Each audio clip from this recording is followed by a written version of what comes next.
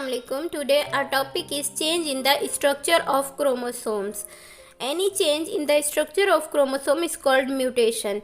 Mutation के अंदर जो स्ट्रक्चर ऑफ क्रोमोसोम्स की तब्दीलियां होती हैं वो डिफरेंट टाइप की हो सकती हैं, जिनमें नंबर 1 पर है deletion. A small segment of a chromosome break and may be missing. The situation is called deletion. The chromosomes in this case become shorter.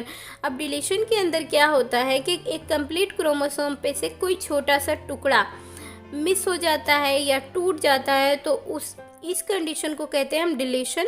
और इसके अंदर जो क्रोमोसोम्स का साइज़ है वो छोटा हो जाता है. अब इसके इफ़ेक्ट्स क्या होते हैं?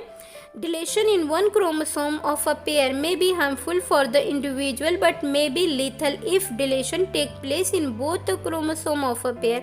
यानी अगर एक क्रोमोसोम में डिलीशन हो गई है तो वो उस इंडिविजुअल के लिए नुकसानदा हो सकती है, लेकिन वो ज़िंदा रह सकता है. लेकिन अगर दोनों क्रोमोसोम्स में, दोनों होमोलोगस क्रोमोसोम्स में डिलीशन हो गई तो अब ये लिथल होगी और उस ऑर्गेनिज्म का ज़िंदा रहना या उस गैमेट के ज़रिए किसी इंडिविजुअल का फॉर्म होना तकरीबन किसी हद तक नामुमकिन होता है.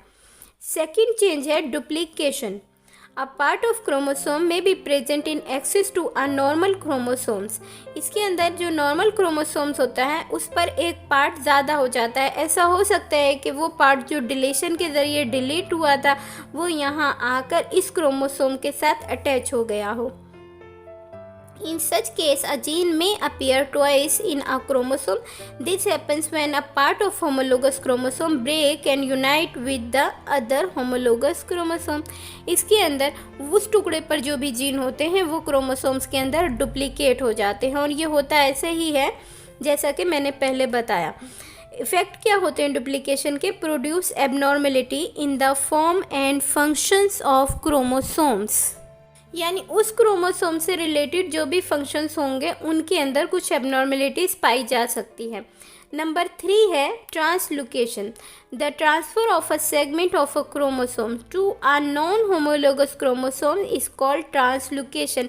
इसके अंदर ये होता है जैसा कि ये एक नॉर्मल क्रोमोसोम है, इसका सेगमेंट टूट जाए और जाकर इसी के होमोलोगस क्रोमोसोम पर नहीं बल्कि किसी दूसरे क्रोमोसोम पर अटैच हो जाए, तो इस किस्म की कंडीशन को हम ट्रांसलोकेशन कहते हैं. इसके इफ़ेक्ट्स क्या हो सकते हैं?